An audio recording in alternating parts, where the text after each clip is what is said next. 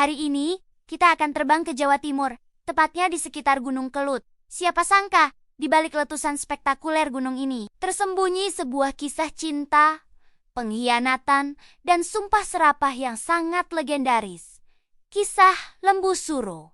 Cerita ini bermula di masa kejayaan Kerajaan Majapahit. Saat itu, tahta dipimpin oleh Prabu Brawijaya. Sang Prabu memiliki seorang putri yang luar biasa cantik jelita.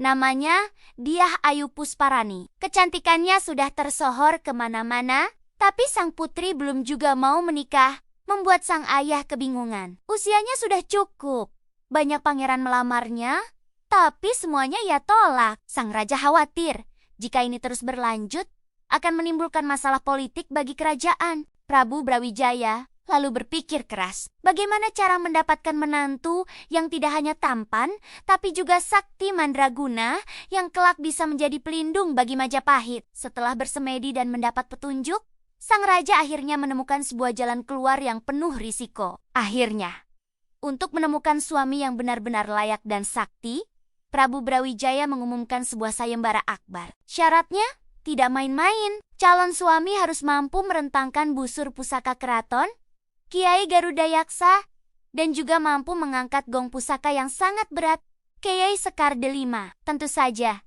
berita ini menyebar ke seluruh penjuru negeri. Banyak pangeran gagah dan pemuda sakti yang datang mencoba peruntungan. Mereka datang dari berbagai kerajaan, masing-masing dengan kepercayaan diri yang tinggi. Namun, satu persatu, mereka semua gagal. Ada yang tangannya terkilir saat mencoba menarik tali busur. Ada yang bahkan sampai terluka parah karena tidak sanggup mengangkat gong pusaka. Pusaka-pusaka Majapahit itu seolah menolak untuk ditaklukkan oleh orang sembarangan. Hari demi hari berlalu, istana semakin dipenuhi oleh para peserta yang gagal, dan suasana pun menjadi muram. Di tengah keputusasaan itu, muncullah sosok tak terduga yang membuat semua orang tercengang. Namanya Lembu Suro.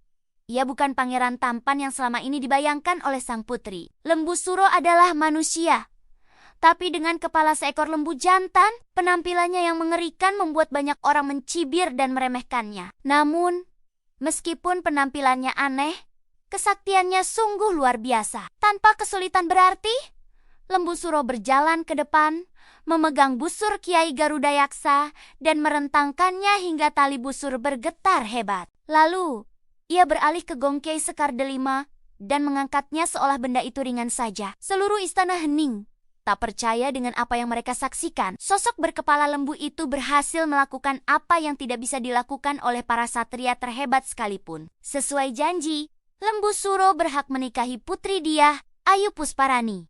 Tapi, coba bayangkan perasaan sang putri. Ia harus menikah dengan pria berkepala lembu. Hati Dyah Ayu hancur. Ia tidak mau. Ia menangis di kamarnya, membayangkan sisa hidupnya akan ia habiskan bersama makhluk yang menurutnya mengerikan. Didorong oleh rasa putus asa dan juga bisikan inang pengasuhnya, putri Dyah Ayu mengajukan syarat terakhir yang ia yakini mustahil untuk dipenuhi oleh siapapun, bahkan oleh Lembu Suro yang sakti sekalipun. Dengan berat hati, ia menghadap ayahnya dan Lembu Suro. "Baiklah, saya bersedia menikahimu," kata sang putri dengan suara bergetar. "Tetapi, ada satu syarat lagi. Buatkanlah saya sebuah sumur di puncak Gunung Kelut.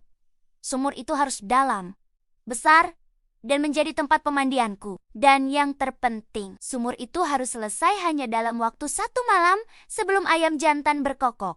Semua yang mendengar syarat itu terkejut. Membuat sumur di puncak gunung yang keras dalam 1 malam adalah pekerjaan gila. Sang putri yakin inilah satu-satunya cara untuk membatalkan pernikahan itu. Lembu Suro yang tengah dimabuk cinta sama sekali tidak melihat ini sebagai jebakan. Baginya, syarat itu bukan apa-apa dibandingkan kebahagiaan bisa menikahi putri pujaannya. Dengan penuh semangat, ia langsung menyanggupi. Dengan kesaktiannya, ia segera menuju puncak Gunung Kelut dan mulai menggali tanah. Ia tidak menggunakan cangkul atau alat apapun. Ia menggunakan tanduknya yang keras dan kuat sebagai alat gali. Bumi bergetar, tanah mencelos, dan sumur itu pun mulai terbentuk dengan cepat. Hanya dalam beberapa jam, sumur itu sudah sangat dalam dan hampir selesai. Lembu Suro menggali tanpa henti. didorong oleh cintanya pada sang putri. Sementara itu di istana, kabar bahwa Lembu Suro nyaris berhasil membuat Putri Dyah Ayu panik luar biasa. Ia takut syarat mustahilnya malah berhasil dipenuhi. Ia tidak bisa membayangkan menjadi istri Lembu Suro. Dengan air mata berlinang, ia lalu memohon kepada Prabu Brawijaya agar mencari cara untuk menggagalkan pernikahan ini. Ayahanda, tolonglah aku. Aku lebih baik mati daripada harus menikah dengannya, ratap sang putri. Sang raja yang juga tidak ingin memiliki menantu berkepala lembu, akhirnya luluh hatinya. Ia bimbang antara menepati janji seorang raja atau menuruti keinginan putri kesayangannya. Akhirnya, sang raja setuju untuk bertindak kejam dan licik. Atas perintah raja, para pengawal keraton dikerahkan ke puncak Kelut. Mereka membawa beta-beta besar dan tanah galian. Dengan Menggin Depindep, mereka diam-diam mendekati sumur yang hampir selesai itu. Saat Lembu Suro masih berada jauh di dasar sumur untuk memastikan kedalamannya, para pengawal itu mulai menimbun sumur tersebut dengan beta bata besar dan tanah dari atas. Mereka menipu Lembu Suro, berteriak dari atas. Lembu Suro, apakah airnya sudah keluar?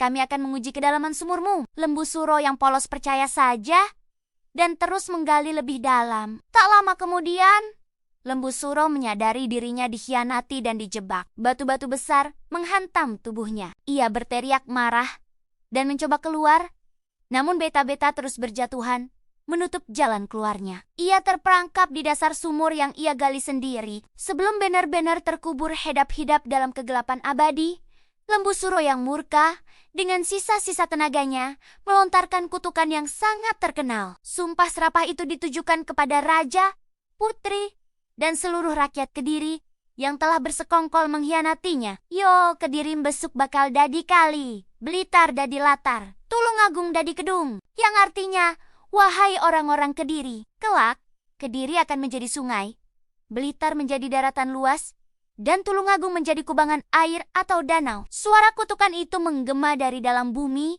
terdengar hingga ke seluruh penjuru kerajaan, membawa ketakutan yang mendalam. Sumpah, inilah yang menjadi warisan paling menakutkan dari legenda Lembu Suro. Konon, untuk menangkal sumpah tersebut, Prabu Brawijaya membangun tanggul pengaman yang kita kenal sekarang sebagai Gunung Pegat. Selain itu, masyarakat juga rutin mengadakan ritual larung sesaji di kawah Gunung Kelut sebagai upaya untuk menenangkan roh Lembu Suro yang marah. Sebuah tradisi yang masih dilakukan hingga hari ini. Mereka berharap sesaji itu bisa meredam amarahnya yang abadi. Hingga kini, masyarakat meyakini bahwa setiap kali Gunung Kelut meletus, itu bukanlah sekadar aktivitas geologis biasa. Itu adalah tanda bahwa Lembu Suro yang terkubur di perut gunung kembali mengamuk, menagih janji yang dikhianati, dan meluapkan dendamnya yang tak pernah padam. Sumpahnya tetap hidup dalam ingatan masyarakat Jawa Timur, mengingatkan kita akan akibat fatal dari sebuah pengkhianatan dan janji yang diingkari. Jadi, bagaimana menurut kalian tentang kisah tragis ini? Apakah ini hanya mitos?